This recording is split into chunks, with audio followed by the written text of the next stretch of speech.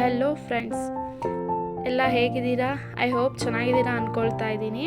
ಇಲ್ಲಿ ನಾನು ಕೋಸು ಪಲ್ಯ ಹೇಗೆ ಮಾಡೋದು ಅಂತ ತೋರಿಸ್ಕೊಡ್ತಿದ್ದೀನಿ, ಬನ್ನಿ. ಇಲ್ಲಿ ನಾನು ಅರ್ಧ kg ಕೋಸು ತೊಗೊಂಡಿದ್ದೀನಿ. ಚೆನ್ನಾಗಿ ಉಪ್ಪಾಕಿ ವಾಶ್ ಮಾಡಿ ಇಟ್ಕೊಂಡಿದ್ದೀನಿ.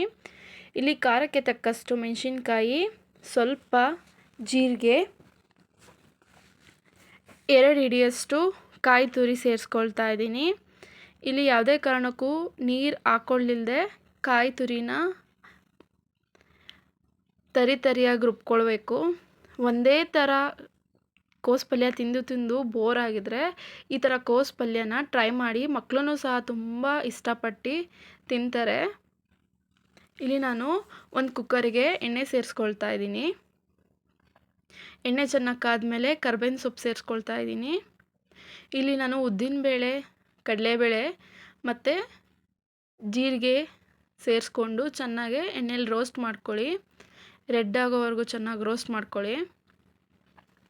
ಯಾರೆಲ್ಲ ನನ್ನ ಯೂಟ್ಯೂಬ್ ಚಾನಲ್ ನೋಡ್ತಾ ಇದ್ದೀರಾ, ಬೇಗ ಹೋಗಿ ಲೈಕ್ ಮಾಡಿ.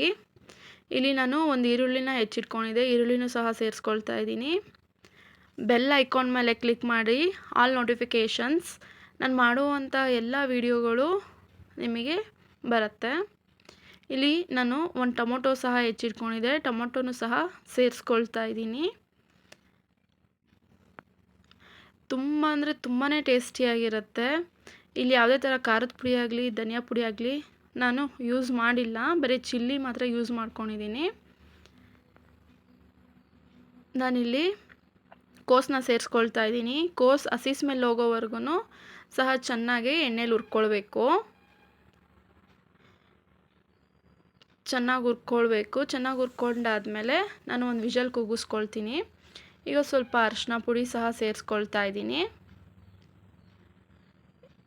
ಈಗ ಸ್ವಲ್ಪ ರುಚಿಗೆ ತಕ್ಕಷ್ಟು ಉಪ್ಪು ಸೇರಿಸ್ಕೊಳ್ಳಿ. ನಾನಿಲ್ಲಿ ರುಬ್ಬಿಟ್ಕೊಂಡಿರೋ ಮಸಾಲೆ ಸಹ ಆ್ಯಡ್ ಮಾಡ್ಕೊಳ್ತಾ ಇದ್ದೀನಿ.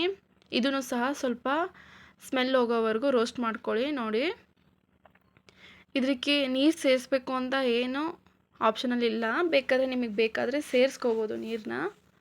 ನಾನು ಇಲ್ಲಿ ಅರ್ಧ ಲೋಟದಲ್ಲಿ 1/4 ಲೋಟದಷ್ಟು ನೀರು ಸೇರಿಸ್ಕೊಳ್ತಿದ್ದೀನಿ, ಯಾಕಂದರೆ ನೀರು ಅದರಲ್ಲೇ ಬಿಟ್ಕೊಳ್ಳುತ್ತೆ.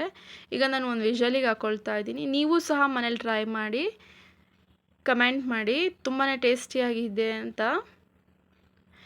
ನೋಡ್ತಾ ಇದ್ದೀರಾ, ತುಂಬ ಚೆನ್ನಾಗಿರುತ್ತೆ. ಚಪಾತಿ ಜೊತೆ ಸರ್ವ್ ಮಾಡ್ಕೊಳ್ಳಿ. ತುಂಬ ಚೆನ್ನಾಗಿ